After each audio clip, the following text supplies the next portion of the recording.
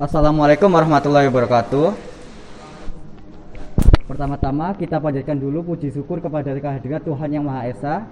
Atas berkat rahmat-Nya lah kita dapat berkumpul pada sore hari ini dalam kegiatan debat. Selanjutnya saya akan memperkenalkan diri. Saya Izhar Hakim sebagai moderator untuk mengatur jalannya debat. Di sebelah kiri saya ada tim afirmasi.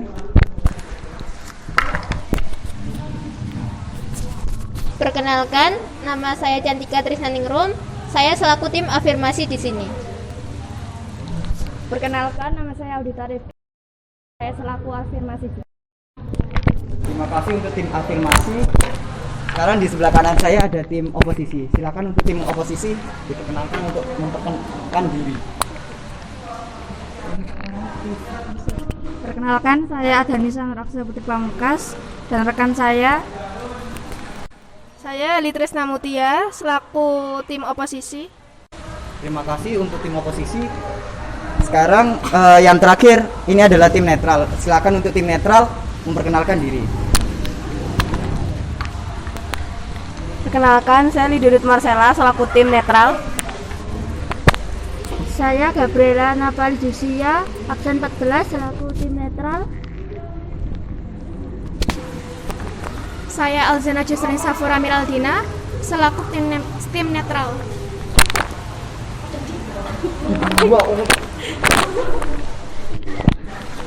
Dan untuk notulen saya secara online. Perkenalkan, nama saya Dinia Gabrilia selaku notulis pada debat sore hari ini.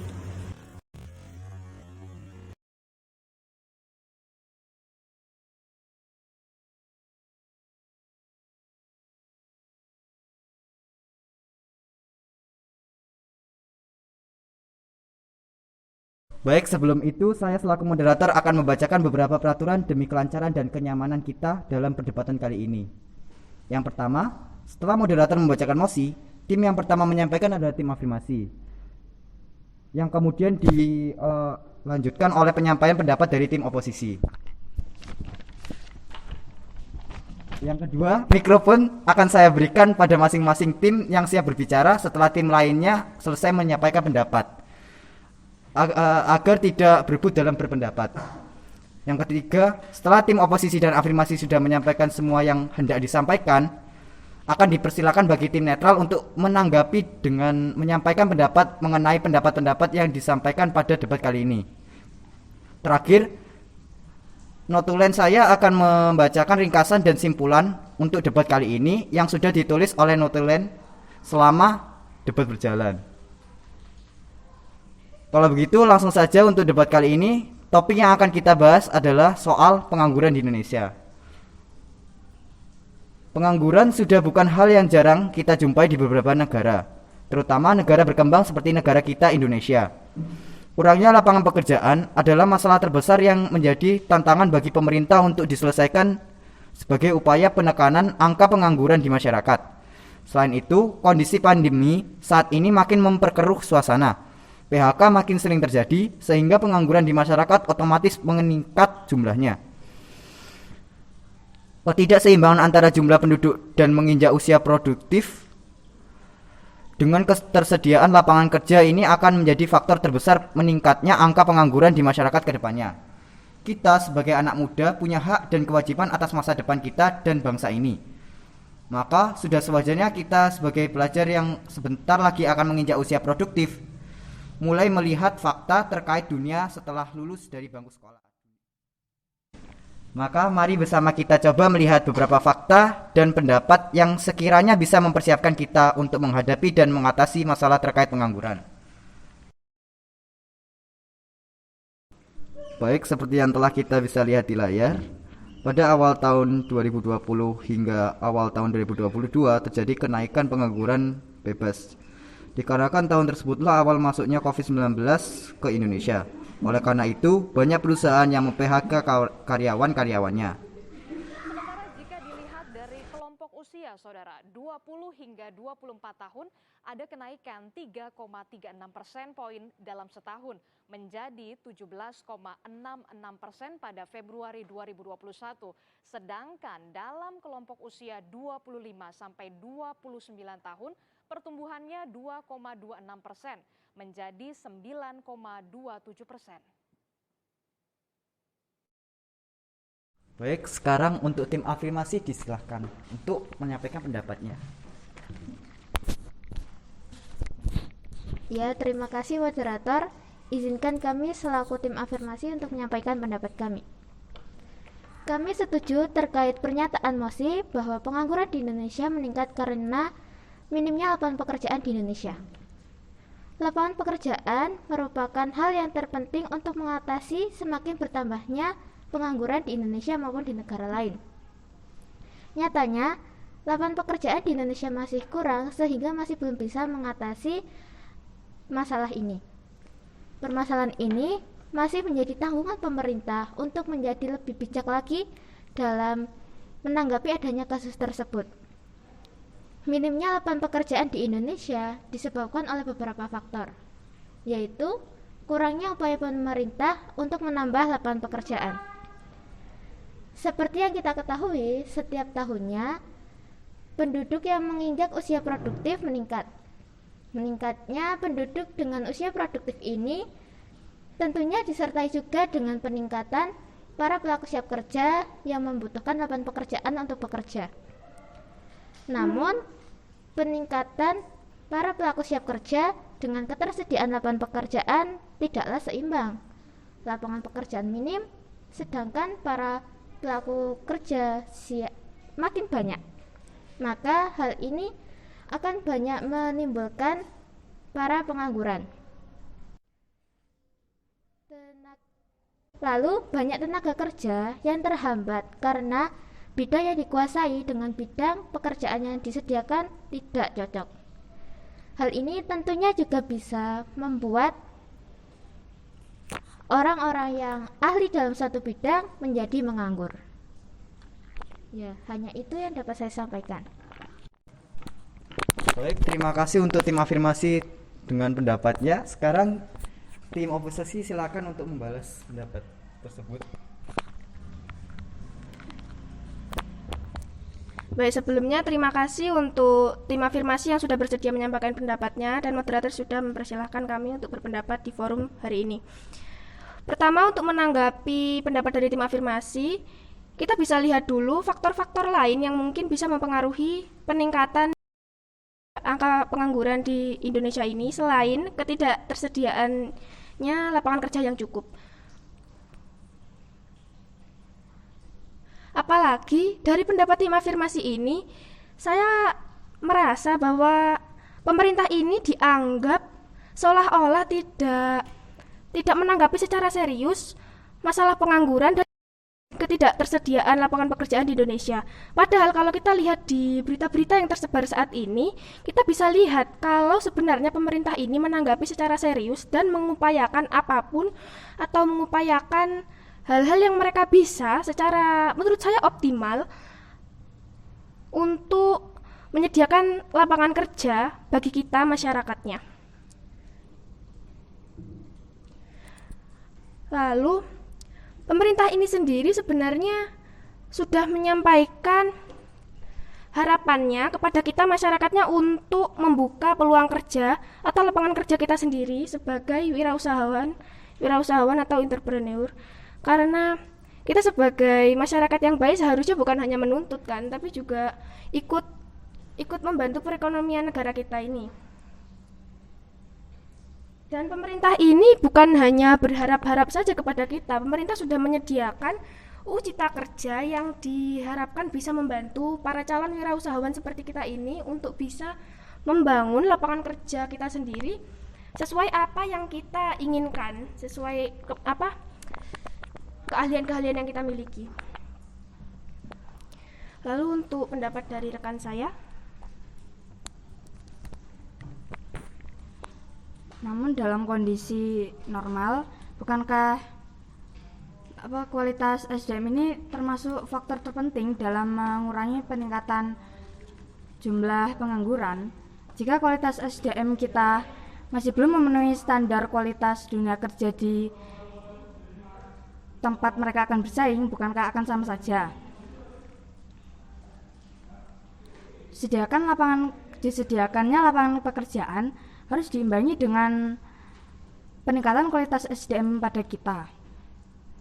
Benar adanya kalau pertumbuhan masyarakat kita termasuk cepat, sehingga harus diimbangi dengan penambahan lapangan pekerjaan untuk usia produktif. Namun apakah kualitas SDM kita ini sudah boleh untuk menuntut lebih? Karena nyatanya ada beberapa tenaga kerja yang sempat bekerja namun akhirnya menjadi pengangguran karena kalah bersaing. Sehingga meskipun sebanyak-banyaknya lapangan pekerjaan yang tersedia, jika si tenaga kerja ini tidak siap untuk mengimbangi persaingan di dunia kerja, maka akan sama saja tersingkir. Karena tidak ada lembaga kerja yang mau menerima tenaga kerja dengan etos kerja yang buruk.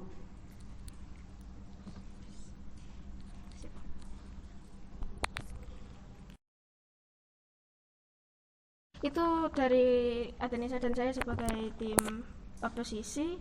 Saya kembalikan ke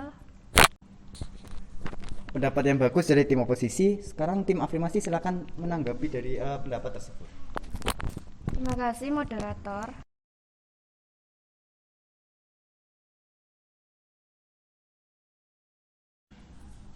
Tetapi mohon maaf, apa yang Anda katakan terkait usaha untuk membuka peluang pekerjaan sendiri itu tidak semudah apa yang terlintas di pikiran Anda. Pembukaan lapangan kerja itu tidak bisa dengan seenaknya. Bisa dimisalkan saya akan membuka sebuah peluang pekerjaan untuk diri saya sendiri dan juga orang lain. Membangun sebuah usaha atau lapangan pekerjaan itu harus disertai dengan pemikiran yang matang agar bagaimana suatu usaha tersebut bukan hanya bermanfaat untuk diri kita, tetapi juga menguntungkan sekitar dan harus berkualitas. Kita juga harus memikirkan daya tarik maupun perkembangan ke depannya dari suatu usaha tersebut. Satu lagi, membuka suatu peluang kerja atau lapangan pekerjaan pastinya tidaklah membutuhkan modal yang sedikit. Tidak hanya butuh effort ataupun kreativitas seseorang untuk menciptakan suatu lapangan kerja yang berkualitas dan gemilang.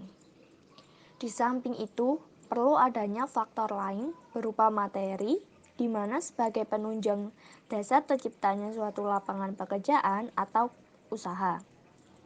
Di mana-mana, pasti kalau tidak ada modal, tidak akan bisa jalan. Apalagi di zaman sekarang, saat ini apa-apa semuanya mahal. Suatu lapangan pekerjaan atau usaha yang bagus pasti juga diimbangi dengan segala fasilitas yang bagus juga sebagai penunjang keberlangsungan dan keberhasilan dari suatu usaha tersebut. Kalau sekali coba langsung ingin yang sempurna, yang bagus, ya memang susah. Tapi kalau memang dari awal niatnya itu ingin membuka suatu lapangan kerja yang bisa mencakup atau bisa melibatkan orang-orang sekitar, ya pasti orang ini kan akan berusaha. Langkah awalnya sendiri yaitu mencari modal mencari modal susah. Ya benar, mencari modal itu bukan hal yang mudah.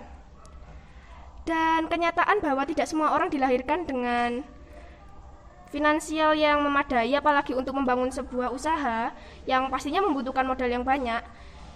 Itu adalah hal yang merupakan tantangan bagi para bakal wirausahawan ini, menurut saya.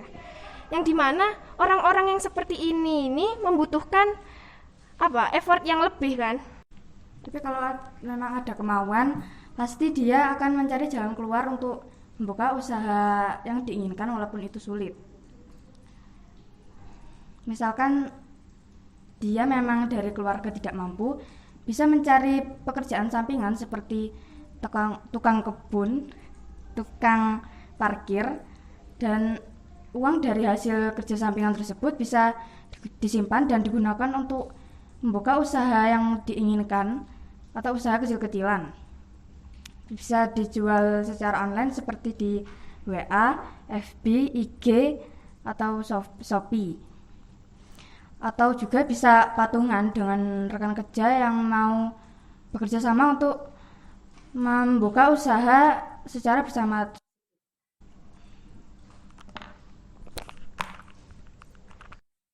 Oh ya, benar seperti kata rekan saya Adanisa. Kalau orang ini punya kemauan, modal ini bisa dicari dari berbagai cara. Yang pertama menabung tadi, menabungnya itu kalau memang dari awal tidak ada uang yang mau ditabung, bisa dicari dulu kan seperti tadi kata Adanisa, mencari kerjaan kecil-kecilan dulu, terus nanti uang yang sedikit-sedikitnya dikumpulkan untuk menjadi modal, atau bisa patungan dengan orang yang memiliki keinginan dan tujuan yang sama, atau bisa ya semacam itulah untuk mencari uang untuk ditabung sedikit-sedikit lalu dibelikan modal. Dan modal ini juga tidak harus langsung besar. Semisal dia ingin membuka jasa fotokopi yang lengkap dengan penjilitan dan print dan layanan semacam itulah. Kan tidak harus dia membuka layanan fotokopi ini langsung dengan fotokopi yang memiliki gedung bagus, brand tertera di atas. Ya tidak harus seperti itu kan, bisa saja dia pertama membeli print-printannya dulu, membeli alat fotokopi yang memang tidak bagus. Tapi dimulai dulu lah, yang penting dengan awal-awal yang memungkinkan untuk dimulai.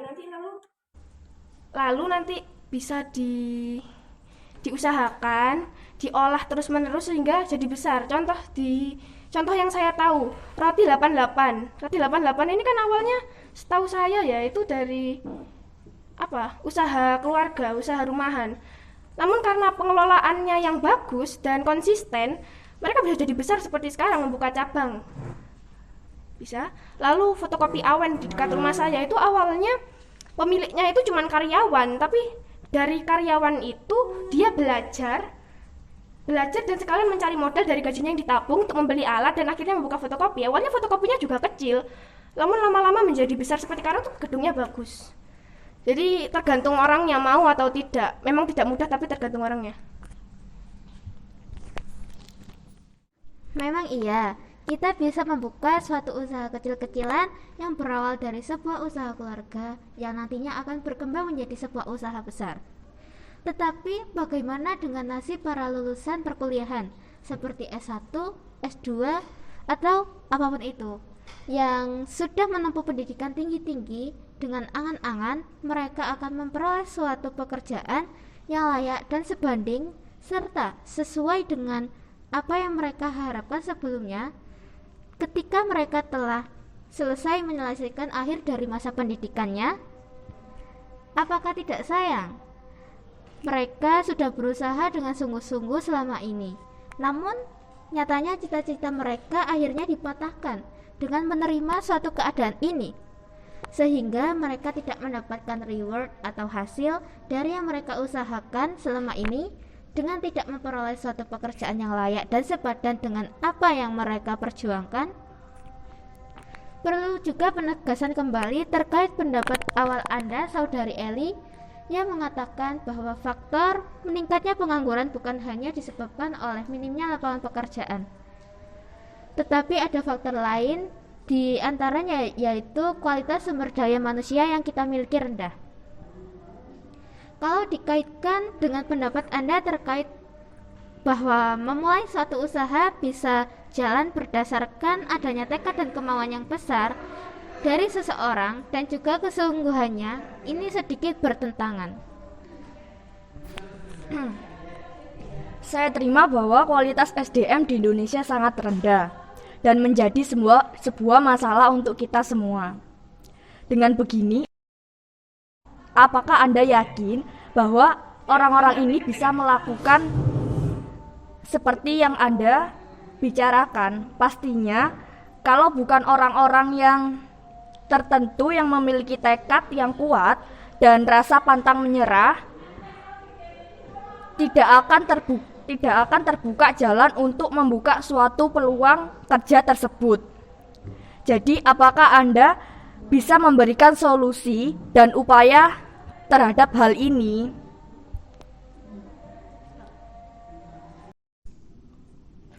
Tepat sekali.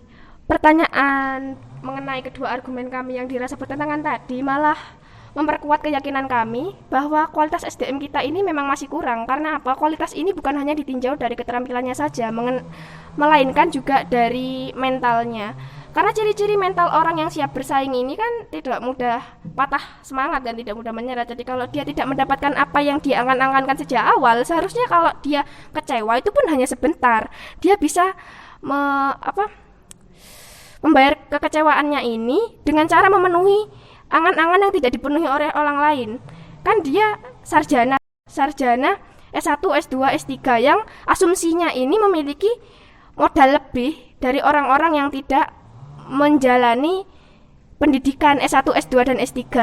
Modalnya ini bisa berupa keterampilan yang dia peroleh sesuai bidang yang dia tempuh di kejuruannya, atau bisa berupa koneksi yang dia juga jalin selama dia ada di perguruan itu. Lalu untuk menanggapi sarjana-sarjanaan tadi, kalau kita lihat sendiri S1 itu sepertinya banyak yang memiliki titel kosong ya. Dalam artian mereka memiliki titel sarjana, cuman kosong. Dia tidak memiliki kemampuan seperti titelnya itu. Karena apa? Di sekeliling kita saja kita bisa lihat para mahasiswanya itu ada tugas, dia langsung joki. Sedangkan kalau tidak ada tugas ya mustahil sih tidak ada tugas. Kalau sedang longgar, waktunya itu dipakai untuk main-main. Uang yang diberikan orang tuanya dibuat foya-foya. Kita mau mengharapkan apa dari mahasiswa-mahasiswa seperti ini? Mereka keluar atau lulus dari kejuruan itu langsung menuntut, sedangkan mereka di kejuruan tidak melakukan apapun. Dan saya yakin para mahasiswa yang memiliki sesuatu, yang melakukan sesuatu saat kuliahnya ini, kalau dia lulus dan tidak langsung mendapatkan kerja pun, dia memiliki sebuah nilai plus dari orang lain, keterampilannya dan koneksinya tadi itu. Lalu untuk tingkat pendidikan lebih lanjut seperti S2 dan S3, ini kan biasanya ditempuh oleh orang yang finansialnya bagus ya, karena S2 dan S3 itu tidak murah. Yang berarti kalau semisal mereka tidak diterima kerja, mereka bisa membangun usaha sendiri, dan hal yang seperti kita bahas tadi, modal yang kurang itu tidak berpengaruh pada mereka karena finansialnya dari awal sudah cukup untuk membangun usaha. Lalu apabila mereka bukan orang yang finansialnya cukup, kita bisa asumsikan mereka ini orang-orang yang memiliki kemampuan lebih. Karena orang-orang seperti ini pasti kan ada sponsor-sponsornya kan, beasiswa gitu. Sehingga mereka bisa melanjutkan ke tingkat S2 dan S3. Dan orang-orang seperti ini kalau sudah lulus biasanya sudah ada yang sudah ada yang menjalin kontrak, yang ingin bekerja sama dengan mereka, karena memang etos kerjanya itu tidak diragukan. Jadi orang-orang seperti ini menurut saya sudah tidak perlu khawatir, kecuali memang ada kasus-kasus tertentu seperti dia tiba-tiba sakit, dia tiba-tiba ya banyak hal yang di luar kemampuan kita. Begitulah menurut saya.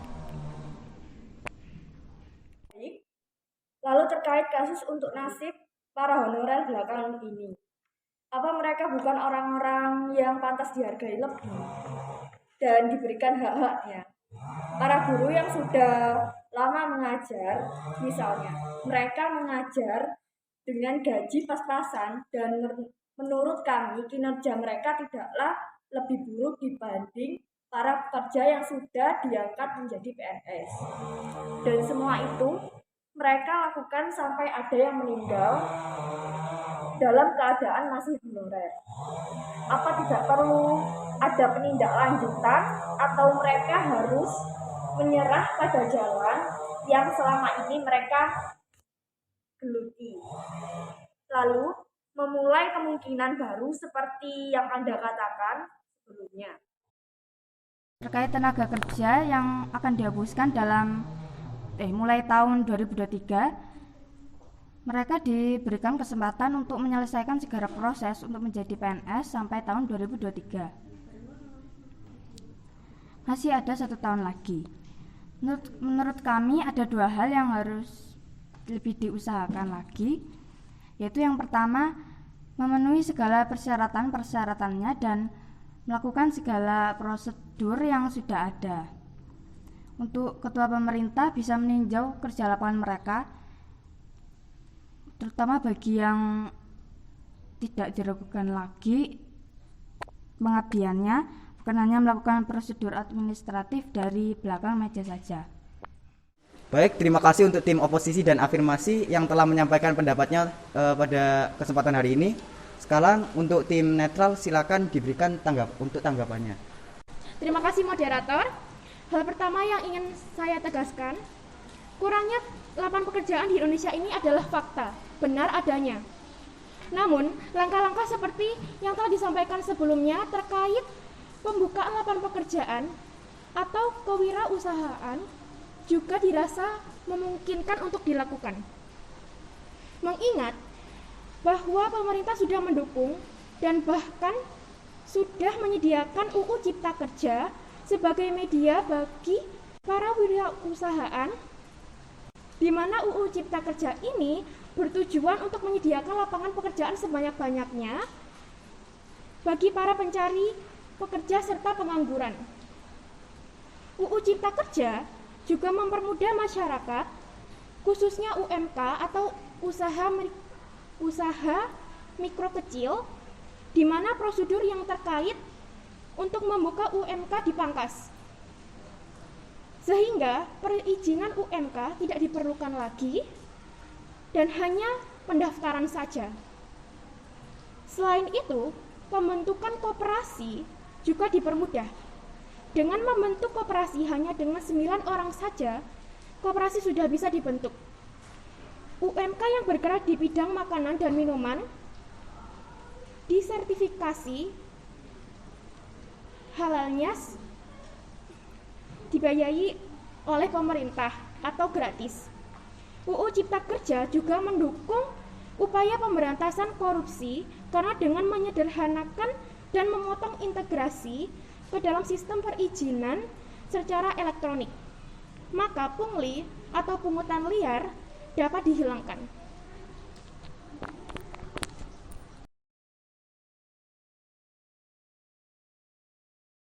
Dan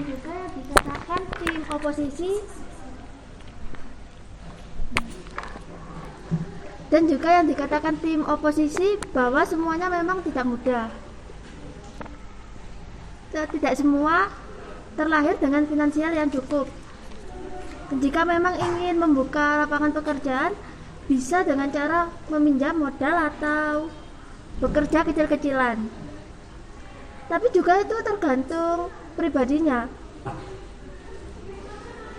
Jika memang orang tersebut bertekad untuk membuka lapangan pekerjaan, itu sudah dipastikan akan berusaha dengan cara-cara yang dipaparkan tadi.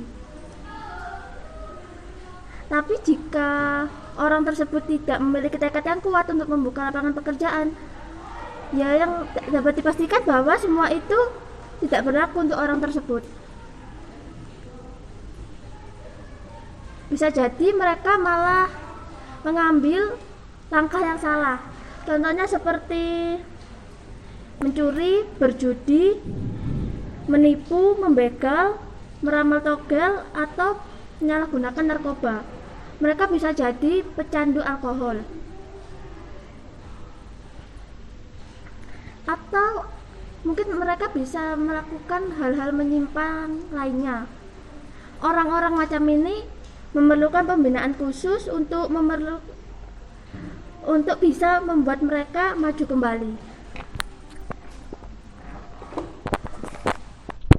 Apalagi mengingat kasus KKN di Indonesia tinggi, sehingga mudah untuk terjadi kecurangan selama proses-proses tersebut dilakukan. Dari dulu semua orang tahu orang menggunakan orang dalam itu akan lebih mudah, mau ke etos kerjaannya rendah, bisa mengalahkan orang yang berusaha dalam jerih payahnya sendiri.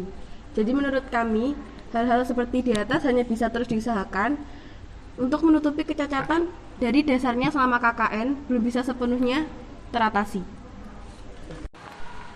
Ya, terima kasih untuk semuanya telah menyampaikan pendapatnya pada hari ini. Sekarang mari kita dengarkan kesimpulan dari notulen saya. Dari debat yang sudah dilaksanakan tadi, izinkan saya membuka kesimpulan untuk kita semua sebagai penutup pertemuan kita pada sore hari ini. Lapangan kerja kurang adalah faktor penting yang membuat angka pengangguran tinggi. Namun pada sumber daya manusia sendiri juga memiliki masing-masing lapangan kerja yang kurang bisa diakali. Dengan kewirausahaan yang mandiri dan didukung penuh oleh pemerintahan di sisi lainnya KKN, ternyata ambil adil dalam permasalahan ini. Jadi intinya masalah pengangguran ini bisa kita tuntaskan bersama dengan adanya kesungguhan dan kerjasama yang saling mendukung antara masyarakat yang mandiri dengan pemerintahan yang tanggung jawab.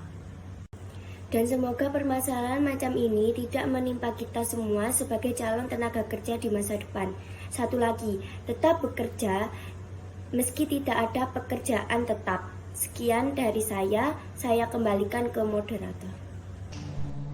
Saya rasa cukup sekian untuk pertemuan kita pada hari ini. Saya Izhar Hakim selaku moderator mengucapkan undur diri.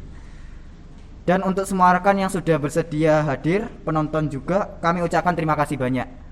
Kalau ada kesalahan dalam perbuatan dan kata-kata mohon dimaafkan. Wassalamualaikum warahmatullahi wabarakatuh.